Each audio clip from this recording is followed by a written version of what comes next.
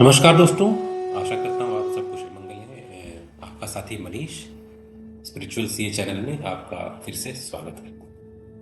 आज एपिसोड 83 हम दूसरे अध्याय के श्लोक 49 सांख्य योग पर विचार विमर्श करेंगे। तो जब तक हम भौतिक नतीजे चाहते हैं, हम असलियत के भौतिक स्तर से बने रहते हैं और भौतिक अस्तित्व में उलझे रहते हैं। डिजायर एक वर्ड है जिसे हमने पहले भी चर्चा किया है, लेकिन जब हम चीजों से परे या बियॉन्ड जाना चाहते हैं या कुछ करना चाहते हैं, तो हम भौतिक दुनिया से आगे निकल जाते हैं। हम भौतिक दुनिया में काम कर सकते हैं क्योंकि यह इस दुनिया में हमारे काम करने और हमारे कंट्रीब्यूशन या योगदान के लिए जरूरी है। लेकिन हमारा हित क्या है? हमारा हित क्या है सबसे बड़ा सवाल है। यानी हमारे कामों का मकसद क्या है? फल, सिर्फ फल जो हमें तात्कालिक खुशियां दे, वह नहीं होना चाहिए। तो इसके बजाय क्या होना चाहिए? जब हम दुनिया से परे अबव एंड बियॉन्ड जाते हैं तो क्या होना चाहिए?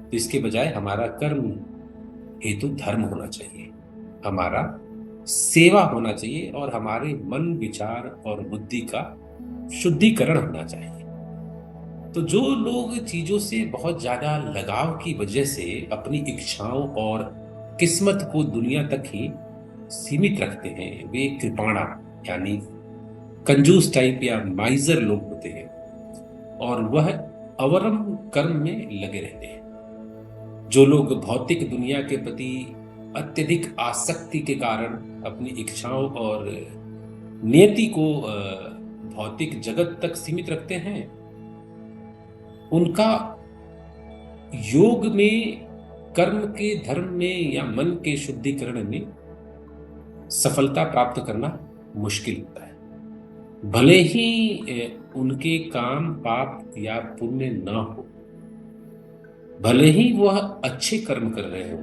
वे भौतिक दुनिया में व्यस्त हों और व्यस्त रहते रहे हों, इस तरह उन्हें होता क्या है उनके साथ? वह इस दुनिया के चक्र में फंसे रहते हैं। यानी किसी न किसी डिजायर के पीछे भागते रहेंगे और उस अपनी इच्छाओं को पूर्ण करने के लिए इस दुनिया के चक्र में फंसे रहेंगे। तो इस डिजायर के कॉन्सेप्ट के साथ हम चलते हैं अध्याय 2 श्लोक संख्या 49 पर। उससे पहले आपसे निवेदन है कि आप मेरे चैनल को लाइक और सब्सक्राइब करें। दूरेन हि अवरम कर्मं बुद्धि योगात धनंजय, बुद्धौ शरणम् अन्वीक्ष कृपणा फल हेतव।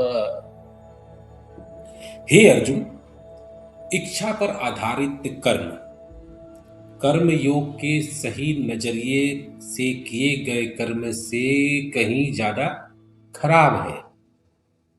इस बुद्धि योग यानी सही नजरिए वाले की शरण लो धनंजय। धनंजय मतलब अर्जुन जी।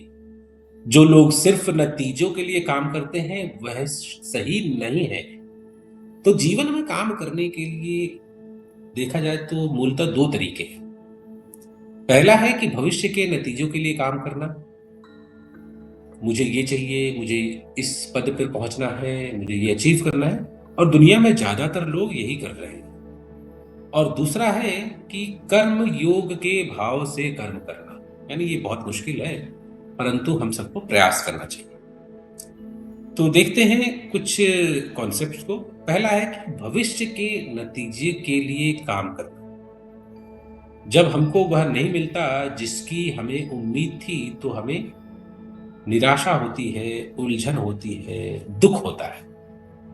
मतलब भले ही काम नैतिक हो, लेकिन इंसान खुश नहीं होता क्योंकि उसे लगता है कि जिंदगी उसके लिए ठीक नहीं है या उतनी तेज गति से नहीं चल रही है। फिर वह दूसरों को नीची नजर से देखने लगता है और अपने धर्म के रास्ते से हटने लगता है, यानी धर्म का पालन नहीं करता है और अधार्मिक लोगों को की टोली में वह मिल जाता है। और ऐसा देखकर वह मनुष्य अपने आप को डीके करता है, यानी अपने आप को गुस्सा या निराशा की ओर ले जाता है।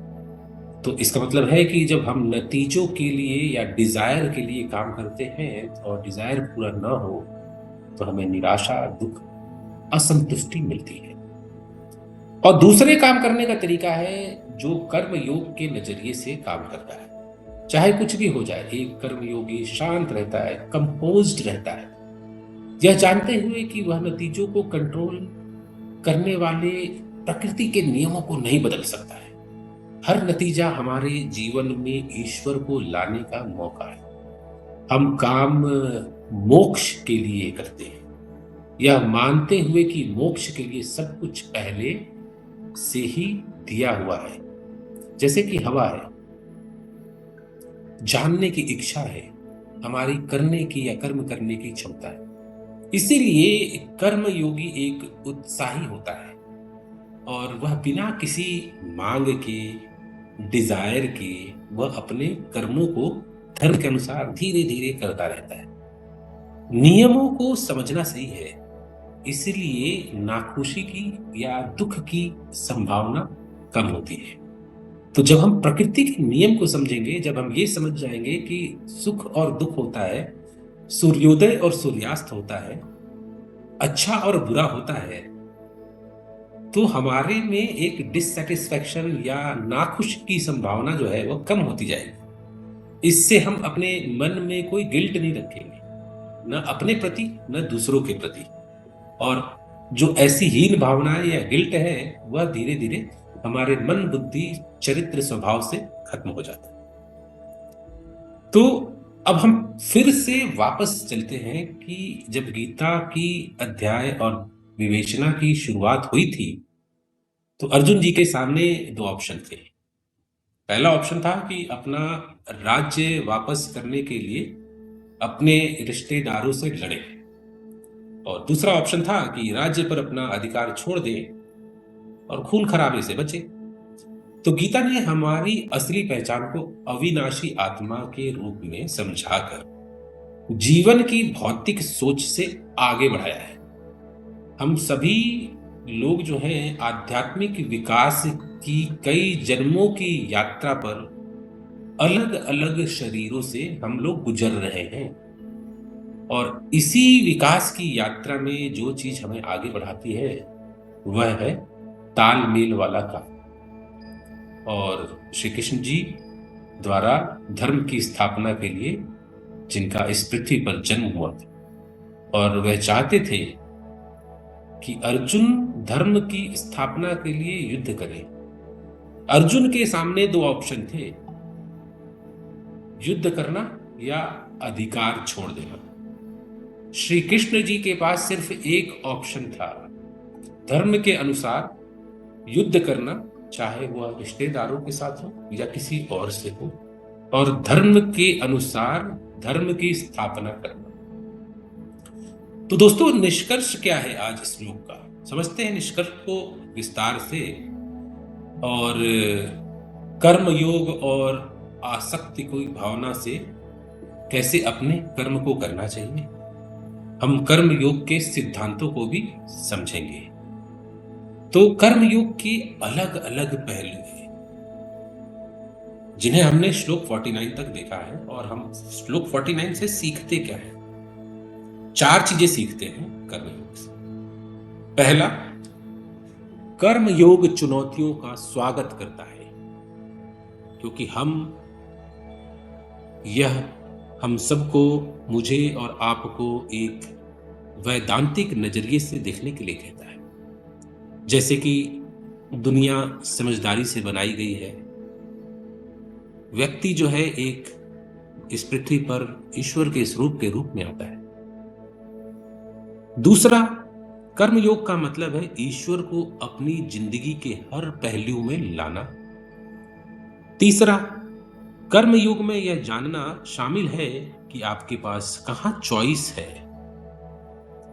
यानी कहां काम है या कर्म है और कहां चॉइस नहीं है, या काम के नतीजे वह आपकी कोई चॉइस नहीं है। यह आपको समत्व यानी कि समता का भाव देगा शांति देगा और संतुलन देगा, जो यह जानने से आता है कि ईश्वर काम के नतीजे देते हैं और ईश्वर और प्रकृति के नियम कभी फेल नहीं होते हैं। बिना किसी भेदभाव के ईश्वर और प्रकृति के नियम चलते रहते हैं। चौथा और अंत में, ईश्वर हम लोगों को सजा नहीं देते हैं, बल्कि हम लोगों को इस संसार के बोझ से आजाद करते हैं। तो इन कर्म योग के 4 सिद्धांतों के साथ आज मैं इस एपिसोड का समापन करता हूं। विदा लेते हैं दोस्तों। सुख का सदैव सदैव अनुभव करें। जय श्री कृष्णा और मिलते हैं अगले श्लोक में। धन्यवाद।